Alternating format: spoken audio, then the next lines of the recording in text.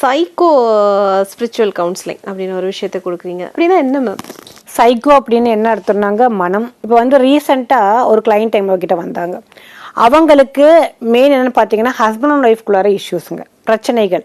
ஆனால் 2 பேரும் மனசை விட்டு பேசிக்கிறதே இல்லை. என்ன அதாவது உங்ககிட்ட இதான் பிரச்சனையா, எனக்கு ஓப்பனாக சொன்னா தானே அது தெரியும் அப்படின்ட்டு. இவங்க 2 பேருக்குள்ளவங்க வந்து பிரச்சனைகள் என்னன்னு தெரியாமல் அந்த லேடிக்கு ரொம்ப கவலையாயிடுச்சு. என்னன்னா என்கிட்ட சரியா அவர் வந்து பேசுறது இல்லை, என்னை கண்டுக்கிறது கிடையாது, எங்கேயும் என்னோட ஆசைகளை நிறைவேற்றுறது இல்லை, எங்கேயும் வெளில கூட்டிட்டு போறது இல்லைன்னு ஏகப்பட்ட கம்ப்ளைண்டாவே போயிட்டு இருந்துச்சு. வந்து என்கிட்ட பேசும்போது இது எல்லாத்தையும் சொல்ற அவங்களுக்கு கணவனோட இதை வந்து பகிர்ந்தாச்சு அப்படின்னா நம்மளுக்கு ஈஸியா இருக்குமா? சரி, எனக்கு இதெல்லாம் நான் எதிர்பார்க்கிறேன், அந்த எதிர்பார்ப்பை கொண்டு போய் நம்ம அவர்கிட்ட சொன்னோம் அப்படின்னா நம்மளுக்கு பிரச்சனைகள் கொடுக்காதா?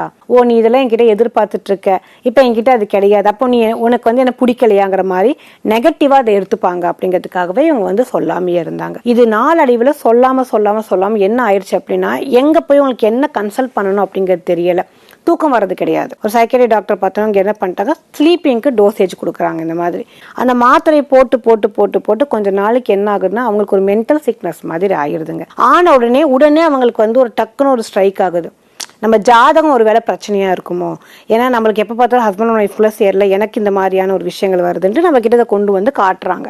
இவங்களுக்கு தான் இந்த சைக்கோ ஸ்பிரிச்சுவல் தெரப்பி அப்படி